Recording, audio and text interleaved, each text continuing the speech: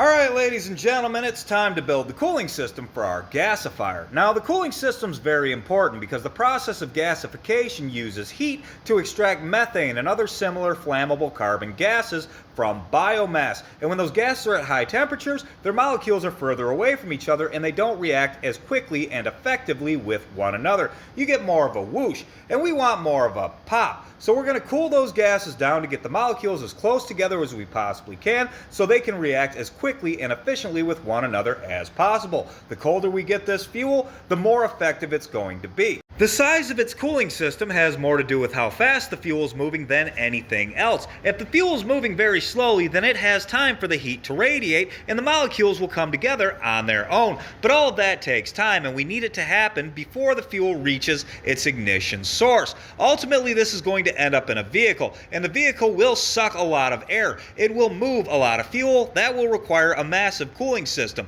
But at the moment, I'm just doing a demonstration. I'm going to build a cooling system just big enough for the demonstration that I have in mind. That will require just one radiator and maybe a set of cooling fans. I think I'll build a stand that allows me to keep that radiator vertical like it is right there. I'll start by cutting this piece of pipe into 3 pieces and welding it into an H-bar. And I guess I'll do something just like this right here. Now, this is galvanized pipe, so I'm going to throw a mask on and grind off anywhere I plan on putting welds, just so I don't get the zinc poisoning from the Galfan. There we go. Now all I need is a couple little sidebars to keep this up, just like this right here. The benefit of having this radiator vertical like this is as the smoke climbs from this bottom line up to the top, any moisture that's coming with it will have time to cool down and fall back down to the bottom. Then I just need to have a drain right here, and I'm not sucking the moisture through the rest of the system.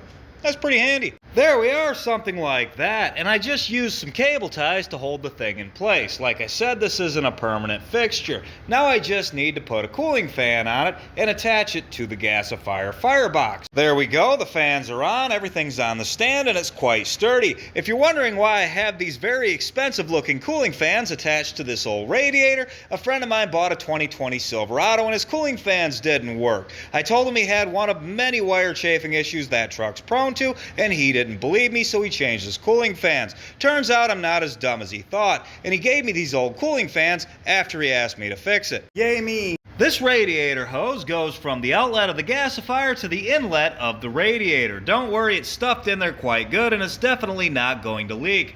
Now we need something on the outlet. I put this piece of radiator hose right here because it fits my pump perfectly. There will be a crude switchboard, and this will all be direct current, so what better to use as a pump than a Walmart mattress inflator? And that'll just go right on here, like such.